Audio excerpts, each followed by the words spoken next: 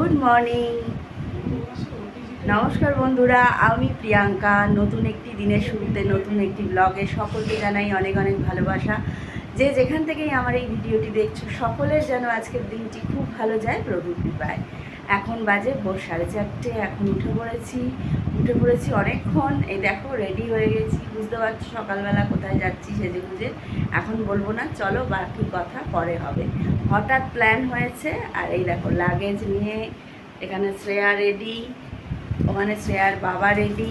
রাতে ঘুম হয়নি, রাত্রিরে ঘুমাতেই গেছি 1:30টার সময়।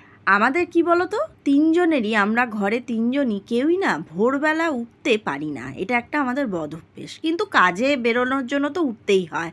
শ্রেয়া যখন স্কুলে পড়তো তখন আমি 5:30টায় ওকে বাসে তুলে দিতাম, তাহলে তখন তো উঠতাম, কিন্তু আমাদের ভোরবেলা উঠতে আমাদের ঠিক ইচ্ছা করে না। কিন্তু কিছু করার নেই, কাজ থাকলে উঠতেই হয়। আজকে আমরা যাচ্ছি হচ্ছে বোলপুর। আর বোলপুর যাওয়া মানেই হচ্ছে আমরা বেশিরভাগ সময়ই গণদেবতাটাই ধরি। আর গণদেবতা হাওড়া থেকে হচ্ছে 6:05। তার মানে আমাকে বাড়ি থেকে 5টাতে বেরোতেই হবে। আজকে অবশ্য একটু তাড়াতাড়ি বেরিয়েছি, কারণ আমাদের তো যাওয়ার কোনো ঠিক ছিল না, হঠাৎ করে গতকাল রাতে প্ল্যান হয়েছে। সেই জন্য আমরা বাড়ি থেকে একটু আগে বেরিয়েছি টিকিটটা কাটবো বলে। আর গতকাল তো সারা রাত ধরে বৃষ্টি হয়েছে। ভোরবেলা যখন আমি ঘুম থেকে উঠছি না, তখন বৃষ্টিটা সদ্য থেমেছে। একটা টুপ টুপ করে জলের আওয়াজ হচ্ছে। একে তো ভোরবেলা, তার মধ্যে ওই আওয়াজটা শুনতে না আমার খুব ভালো লাগে। আর এই রাস্তাটা আমার খুব প্রিয় একটা রাস্তা, জানো তো, প্রিন্সেপ ঘাট যাওয়ার, মানে খিদিরপুর থেকে প্রিন্সেপ ঘাট যাওয়ার এই রাস্তাটা। গত বছর শ্রেয়ার জন্মদিনের দিন আমি আর শ্রেয়া এখানে এসেছিলাম। তা একটু চেষ্টা করেছিলাম হেঁটে আসার খিদিরপুরে নেমে, তবে সেটা সম্ভব নয়, প্রচণ্ড গরম। শেষে একটা ক্যাবে করে আমরা প্রিন্সেপ ঘাটে নেমেছি। আর এই দেখো, কথা বলতে বলতে চলে এলাম হাওড়া স্টেশন। হাওড়া ব্রিজের মানে শেষ প্রান্তে একদম হাওড়া স্টেশন ঢুকবো। তবে সকালের হাওড়া স্টেশনটা দেখতে কিন্তু আরেক রকম। দেখো, সকলে এই ফুলের ভিড়টা সকালবেলা খুব থাকে, ফুল মাসি সবজি যারা নিয়ে আসে। আমাদের টিকিট কাটা হয়ে গেছে, আমাদের ট্রেনও দেখছি ঢুকেই আর কি বলে দিয়েছে। সেই জন্য আমরা 7 নম্বর প্ল্যাটফর্মের কাছে দাঁড়িয়ে রয়েছি। আর আমরা প্ল্যাটফর্মে চলেও এসেছি, ট্রেন ঢুকছে। আর আমার পেছনেই কি ট্রেন দাঁড়িয়ে আছে জানো? আমার পেছনেই দাঁড়িয়ে রয়েছে বন্দে ভারত এক্সপ্রেস। আমি কিন্তু সামনাসামনি এত বড় লোকিয়া ট্রেন এই প্রথম দেখলাম। যাই হোক, একটু দেখে নিলাম। আর এই হাওড়া স্টেশনের একটা তিক্ত অভিজ্ঞতা আছে। সেই অভিজ্ঞতার কথা তোমাদেরকে খুব মানে আমি বলবো, এটাতে বলতে পারবো কি না জানি না। আর অনেক কষ্টে দেখো আমরা ট্রেনে উঠেছি, কারণ যেহেতু রিজার্ভেশন ছিল না, তাই আর কি ওই গেটের সামনে ভিড় হয়ে যায়। চাপাচাপি করে শ্রেয়ার তো হাতে একটু লেগেও গেছে। শ্রেয়া একটা গেটে দাঁড়িয়েছিল, আমি আরেকটা গেটে দাঁড়িয়েছিলাম। যাই হোক, সিট পেয়েছি, এটাই হচ্ছে কথা। আমরা দেখো 8:42 এখন নেমে গেলাম হচ্ছে বোলপুরে। নেমেই একটা জিনিস দেখতে পেলাম। এই দেখো, প্লাস্টিকের কড়াই। অনেক ধরনের কড়াই দেখেছি, তবে প্লাস্টিকের কড়াই কিন্তু আমি এই প্রথম দেখলাম। আর যেটা হয় বোলপুর স্টেশনে নেমে, সেটা হচ্ছে বোলপুরেও হয় আবার পুরীতেও হয়, এটা দেখি টোটো দাদারা মোটামুটি কবাডি খেলতে শুরু করে দেয়। আমরা হোটেলে ঢুকে গেছি, তবে এই হোটেলে ঢুকে একটা কথা তোমাদের বলি। আমরা তো গতকাল রাতে হোটেলটা বুক করেছি, সেই সময় খেয়াল করিনি আমাদের চেক ইন টাইম ছিল 12:30, কিন্তু আমরা তো ঢুকে গেছি তখন 9:15-র মধ্যে। তবে ওনারা কিন্তু কোনো রকম আপত্তি করেনি, আমাদের ঢুকতে দিয়ে দিয়েছে। আমাদের হোটেলের এটা বাইরেটা ছিল, আর এই দেখো এটা হচ্ছে ভেতরটা। এমন কিছু আহামরি নয়, তবে পরিষ্কার পরিচ্ছন্ন। এসি আছে, 2টো বেড, মানে ডবল বেডের ছিল। আর একটা বেড নেওয়া হয়েছে, কারণ 3জন তো ওইটুকুনি মানে জায়গায় ঘুমানো যাবে না। বাথরুমটা বেশ পরিষ্কার পরিচ্ছন্নই রয়েছে। আর একটা বারান্দা আছে, বারান্দাটা কিন্তু বেশ সুন্দর। ঠিক রাঙামাটি ইয়ের আর কি, রাঙামাটির উল্টো দিকেই রয়েছে এটা। আর রাস্তাটা দেখো, এই দেখো খুব সুন্দর। আর বারান্দাটা রয়েছে যেহেতু, জামা কাপড় একটু মেলতেও পারবো। গপুকে বসিয়ে দিয়েছি আমি স্নান করে বেরিয়ে, একদম গপুর জায়গা এইটা। আলমারিটার ওপরে গপুকে বসিয়েছি, টিভির যে আলমারিটা ছিল। আর গপুর জন্য একটা জল রয়েছে। আর গপুর বাবা গপুর জন্য অনেকগুলো চকলেট নিয়ে এসেছে।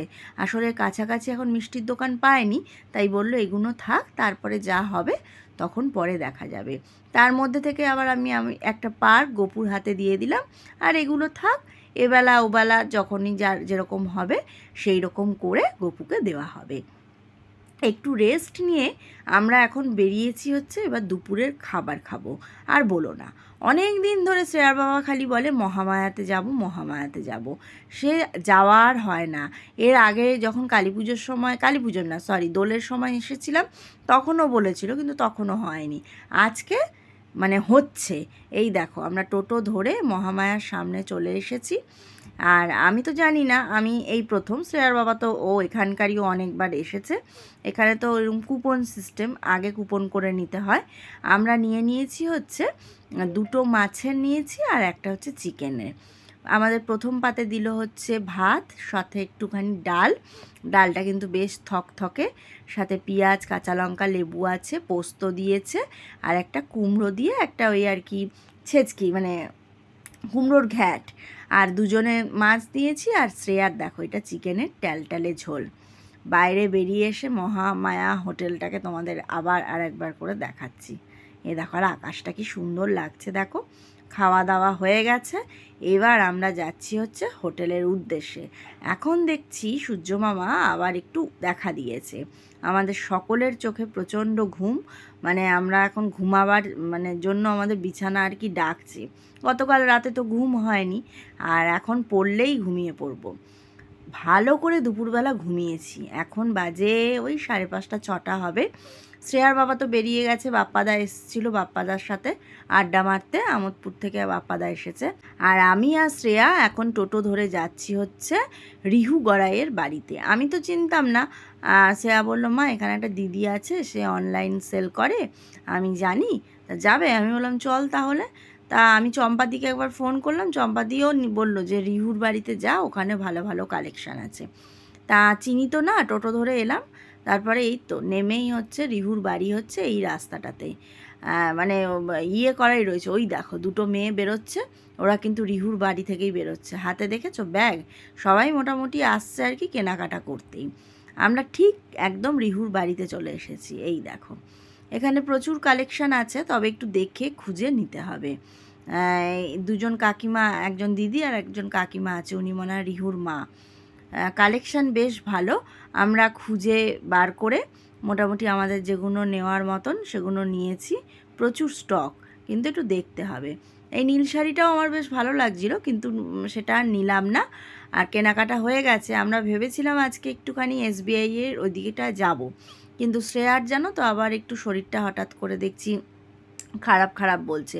আসলে 2 দিন আগে আমারও তো একটু জ্বর জ্বর মতন হয়েছিল, ওই ছোঁয়াছানির জন্য ওরও বলছে গলাটা ব্যথা, জ্বর জ্বর লাগছে। আমি বললাম তাহলে আর আজকে গিয়ে কাজ নেই। একদম এই দেখো চম্পাদির বাড়ির সামনে চলে এসেছি, এই মিষ্টির দোকানটায়। এই মিষ্টির দোকানটা জানো তো খুব ভালো মিষ্টি করে। আমরা দোলের সময় যখন এসেছিলাম তখন এই দোকানটা থেকে অনেক মিষ্টি খেয়েছিলাম। বিশেষ করে পাটিসাপটাটা বানাচ্ছিল ক্ষীরের পুর দিয়ে, দারুণ খেতে। আর দামটাও কিন্তু খুব কম, কলকাতার দোকানের থেকে তো কমই। আর এই দেখো চম্পাদির বাড়িতে ঢুকছি। আর শ্রেয়া ঢুকবে কি, শ্রেয়াকে তো ওখানে লালু কালু ওরা দাঁড়িয়ে রয়েছে, ওরা একটু তাড়াও করলো। আর এই বাড়িটাতেই দোলের সময় ছিলাম, তখন দিনের বেলা তো বাড়িটা কিন্তু ভীষণ সুন্দর। এই দেখো আমি এসে একদম নিচে বসে পড়েছি, এত গরম না বাইরে।